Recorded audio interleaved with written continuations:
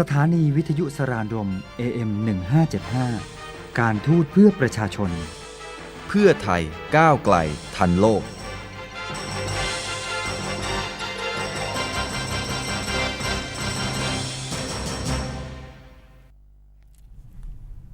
Swadika and good afternoon. Welcome back to News and Views, and of course you're still here with me, Sirisa from Yad.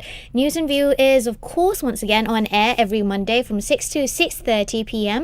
on our webpage, and I'm live on Facebook right now. So if you are on Facebook or just surfing around the net, be sure to check out our Facebook Live at Sara'n Rom Radio. So just type Sara'n Rom Radio, and of course if you like to online stream.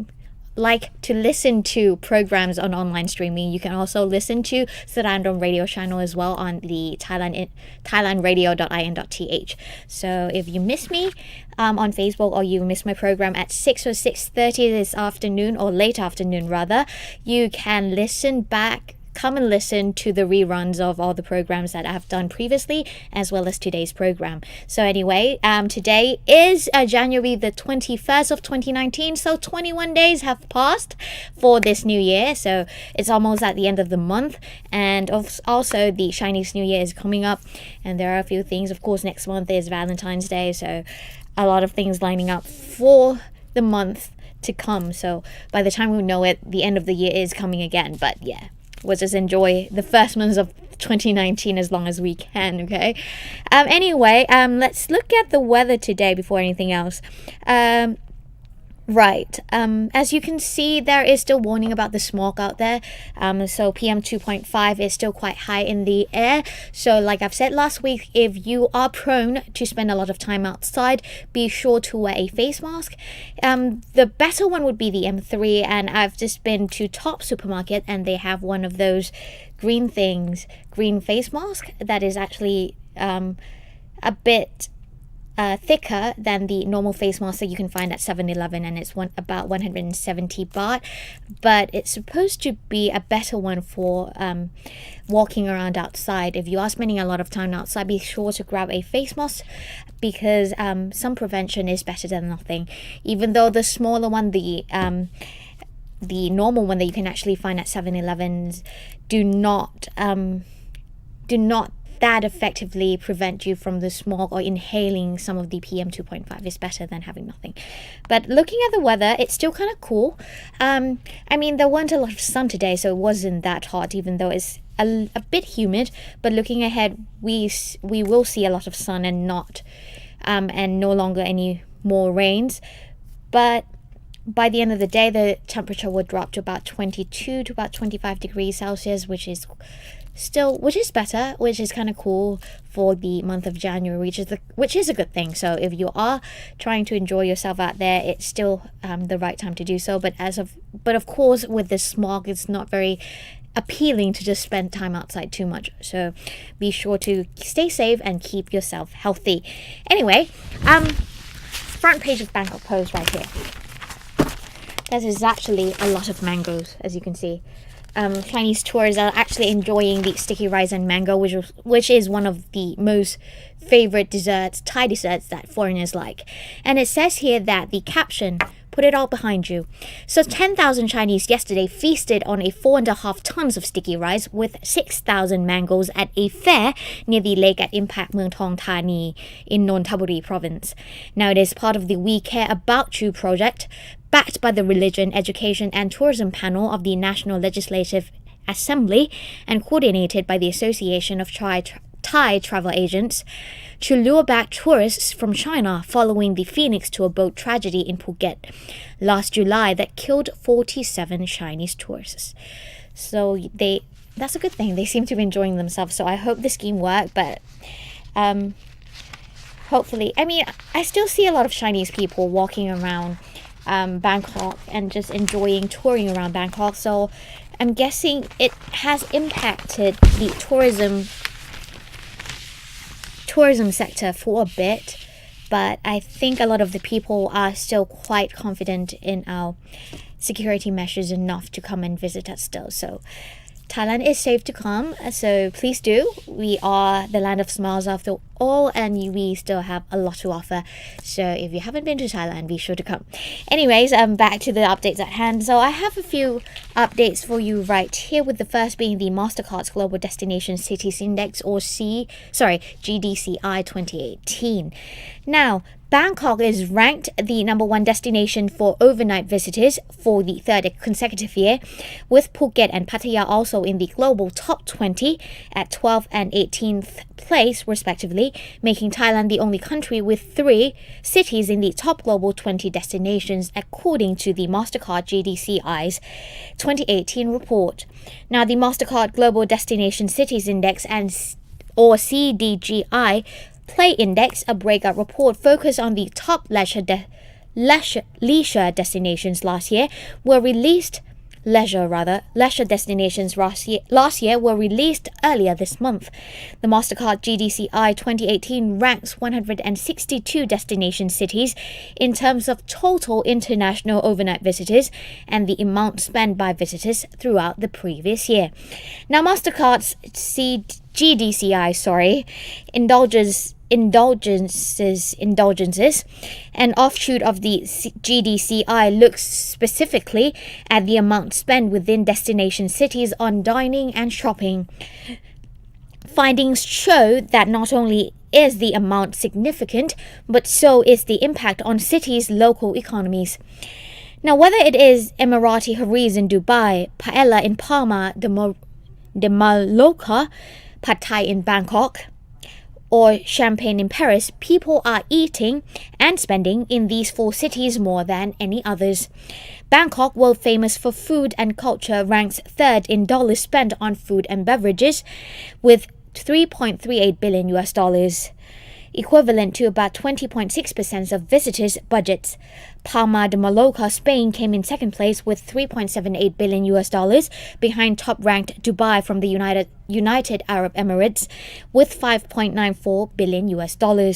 Singapore and London are also in the top 10 for overall food and beverage spending, but it's worth noting that travelers are spending a lower percentage of their travel budgets on food in these cities, 12.9% and 17.6% respectively, the survey said. GDCI Indulgences reveals that travelers are also spending big in Dubai and London when it comes to shopping, whether purchasing clothes, souvenirs or other goods. Now, that said, visitors to London, Seoul and Johannesburg in particular might want to bring a bigger suitcases, as international travelers to all 3 destinations are spending at least 40% of their travel budgets on shopping. Bangkok, also a world-renowned shopping haven, came in 6th in this category, with visitors spending $3.75 billion on shopping, some 23% of their travel budget. There are 8 cities in the top list for dining and 7 cities in the top list for shopping that are also part of the Mastercard Priceless Cities experiential travel platform, where travelers from over 90 countries can access unique and unforgettable experiences in over 40 cities around the world. Okay, so it says here that dining and shopping are experiences which people throughout the world use to connect with local culture, traditions and history, says Donald Ong, Country Manager, Thailand and Myanmar at Mastercard. He said in quotes that through programs like Priceless Cities, Mastercard is enriching travel experiences for travelers in some of the world's most fascinating cities. Whether in Bangkok's hippiest boutique hotels or sampling one of Thailand's most famous cuisine, Mastercard believes in expanding horizons and thus has created a wide range of memorable experiences for people around the globe. Mastercard is focused on helping cardholders travel the world with peace of mind through seamless planning, convenience and connectivity at their destinations, and worry-free acceptance at millions of locations around the globe. Compelling travel offerings and benefits help travelers every step of their journey. More information can be found at mastercard.com. Alright, so if you are a Mastercard client, be sure to check out their promotional and discount projects and other promotions they have on offer on their website. Alright, so there is recently a Japanese film fest. And the headlines read, Let Japanese feels as Traveling Film Fest hits Get the Japanese feel as Traveling Film Fest hits Bangkok, Chiang Mai and Phuket. Indulge in the unique culture of the land of the rising sun with the Japanese Film Festival returns later this month. Going strong on the 132nd anniversary of Thai-Japanese friendship, the annual fest will see 12 diverse films from dramas and comedies to thrillers and anime hit screens in 3 provinces of Bangkok, Chiang Mai and Phuket. Highlights include a dramatized look at a high-stakes photo competition in Shashin Koshien Summer in 0.5 seconds, which portrays dedicated high schoolers willing to do anything to win. Director Hiroshi Sugawara will join a panel discussion on January the 27th. 3 live-action film adaptations from manga series Shingaya Furu will be screening with the presence of director Norihiro Koizumi. He will join a panel discussion as well on January the 26th. Cinephiles with a yen for non-fiction can take in Life in Fruity, a documentary which recently won the Kinema Jumpo Award for Best Film or Cultural Section. It examines the Zen-like lifestyle of the 19-year-old architect Shuichi Tsubata and his 87-year-old wife who live harmoniously with nature. The magic of childhood comes alive in Mirai. The anime fantasy depicts a 4-year-old boy who can travel through time with the help of a teenage girl named Mirai. It premiered at Cannes last year as well. Thrill seekers can head out for The Crimes That Bind, a murder mystery based on a best-selling novel by Arthur Keino Higashino. After a dead woman's body is found in an abandoned flat, the investigator becomes personally involved when he is reminded of his own mother's disappearance. Take a slice of Japanese humor from dark comedy, The Scythian Lamb. 6 ex-convicts and murderers live in a peaceful seaside town. Everything goes well until a body is discovered in the water and the new citizens are suspect again. Now, the festival is also a chance to see Korean-Japanese screenwriter Chong Wishing's debut film, Yakiniku Dragon. It's a family drama centered around a Korean migrant family in the 70s that opens a yakiniku restaurant in the outskirts of Osaka. The festival kicks off in Bangkok on January the 24th, which of course is at the end of the week, and continues through February the 3rd at SF World Cinema inside Central World. After that, it travels to Chiang Mai from February the 8th until the 10th at the Maya Lifestyle Shopping Center, and then from February the 22nd until the 24th, it will have a run at Central Festival in Phuket Province. Now, tickets are 120 baht in Bangkok and 80 baht in Chiang Mai and Phuket. They can be booked online starting January the 14th, which has already passed, and you can check out the film schedule online as well at sfcinema.com, I think. Alright, so if you are interested in looking and getting the feel of Japanese culture and Japanese films, and if you are those cinemaphiles who like Japanese movies, don't miss it. Check out the schedule online at sfcinema.com, and tickets are only 120 bahts. It's a good chance to see all the original film from Japan, and if you are those who like to listen to films with that original soundtrack and with subtitles, this is a good chance for you to do so. And those who speak Japanese would like to practice that Japanese can do so. It's a good way to listen to Japanese movies and songs and music just to practice another language. So this is of course applied here with the Japanese movies and Japanese language as well. Alright, halftime at 15 minutes precisely of 4 seconds to go, but I'll be right back with more updates, so do stay tuned.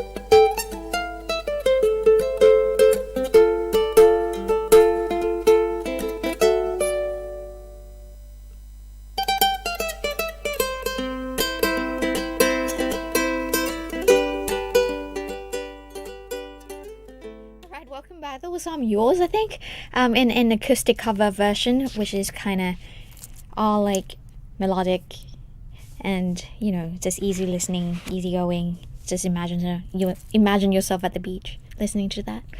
What a life that would be. Back to more updates, of course. Thailand Tourism Festival 2019. So I have some updates about what you can do over the weekend in Bangkok if you are here. So the Thai Tourism Authority of Thailand, or TAT, is organizing the Thailand Tourism Festival 2019 to promote environmentally friendly travel and present inspirational and attractive tourism products and services, both major and emerging and emerging destinations. The event will take place at Lumpini Park in Bangkok from the 23rd until the 27th of January 2019, where at least 600,000 visitors are expected to turn up at the event. Now, the event's objective is to inspire Thais, expatriates, of course, and tourists to travel around Thailand in an environmentally friendly and sustainable manner. Now, the event will be divided into 9 zones, and each zone will be equipped with its own theme and a stage for activities and performances. More importantly, the TAT will also be initiating a model activity under the theme Help Keep Earth Clean, in which the said theme will be incorporated into every zone to encourage Thai people to reduce, reuse, and recycle. The theme will also be extended as a base theme for activities or events that the TAT will organize in the coming future. And of course, there is also the 11th International Jazz Conference, or TIJC. Now, the College of Music of Mahidol University will host the 11th International Jazz Conference, or TIJC, under the theme of Chill Out Around Jazz, set to be held on the 25th until the 27th of January 2019 at the university's Salaya campus.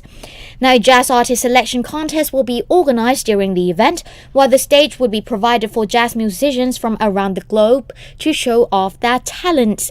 Moreover, participants would also get the chance to enjoy live jazz music, which would be performed by renowned jazz musicians from Thailand and the world. Now, the event will bring together jazz lovers from within Thailand and abroad, where everyone would be able to forge a closer friendship, while at the same time help to expand the love and appreciation of jazz music to other mellophiles. Alright, so if you are in around Bangkok, you have some activities that are interesting enough for you guys to do. So if you are expatriates, and of course you are Thais who like to travel around Thailand, there is the Thailand Tourism Festival 2019 in Lumpini Park.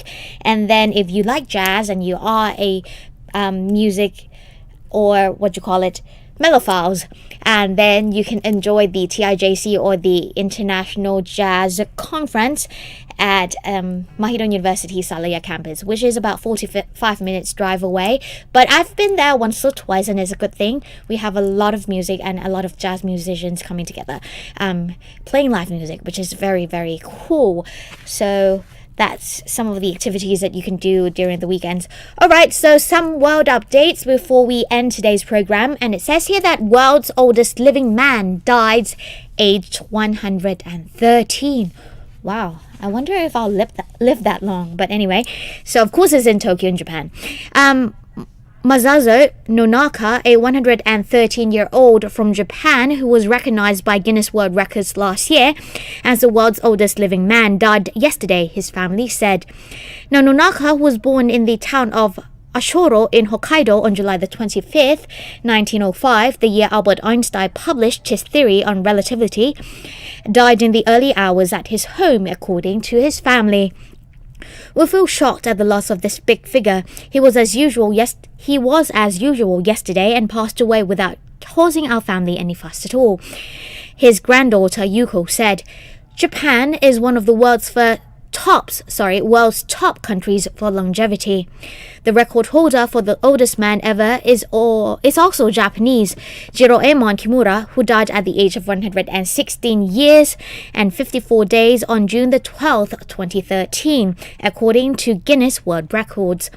The British organisation confirmed that Nonaka was the oldest living man on April the 10th of 2018. Nonaka lived in Ashuro, with his family in his home, which is also a more than 100-year-old hot spring inn that he used to run. He used a wheelchair but basically did what he could by himself every day. He enjoyed eating something sweet after a meal, watching TV, reading newspapers, and soaking in a hot spring once a week in his late years, according to his family. Now, his wife, with whom Nonaka had 2 sons and 3 daughters, died in 1992. According to Guinness, the oldest person ever have lived in Jeong Kamong, a French woman who died in 1997 at the age of 112 years and 164 days. So, wow. All right, many condolences to the family, but I guess 113 is long enough to see so many generations and so many decades pass by, and so many centuries about technology and world change and all the fuss that's going on in the world, I guess. So, wow, what an eye-opening experience it was, and I guess he must be one of the wisest men on earth to know so many things throughout his lifetime.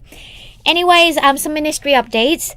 Official visit of Minister of Foreign Affairs of Malaysia to the Kingdom of Thailand.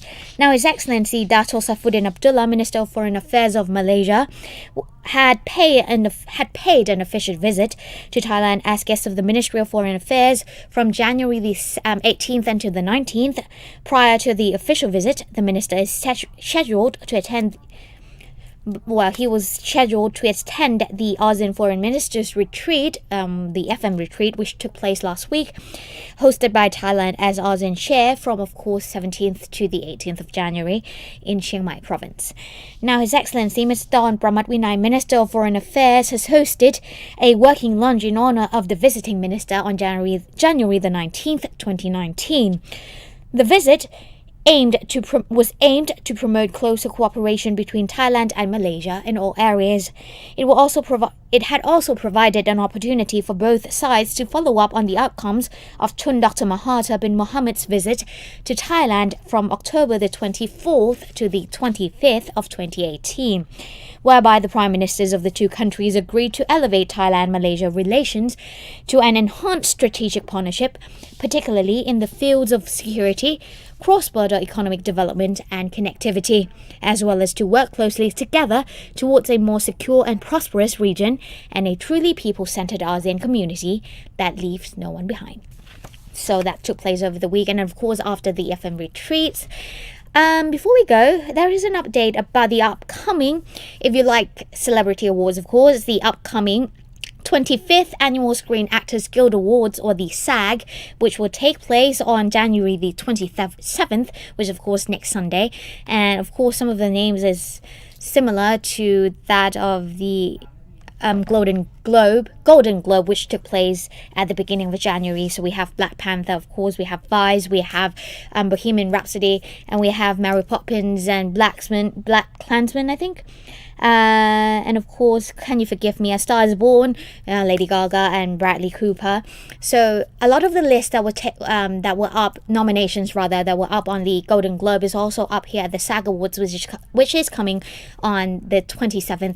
So by next week, I'll give you the updates on, and of course, about the winners and who won the 25th Annual Screen Actors Award, Guild Award, of course. The Annual Screen Actors Guild Awards. There you go. And if you are in the States, of course, it will be live telecast on TBS. But since we're not, and we are about 12 hours ahead, it will be in the morning of the 28th. So by the time I do this program, hopefully I'll have all the winners of the awards up for you as an update for next week. All right, so of course, Black Panther, Black Klansman, Bohemian Rhapsody, and outstanding performance for female role actor Emily Blunt from Mary Poppins, Glenn Close from The Wife, Olivia Colman from The Favourite, Lady Gaga, of course, A Star Is Born, Melissa McCarthy, Can You Ever Forgive Me? And for male actor, best performance, Christian Bale as Dick Cheney and Vice, Bradley Cooper, A Star Is Born, Rami Malek, of course, he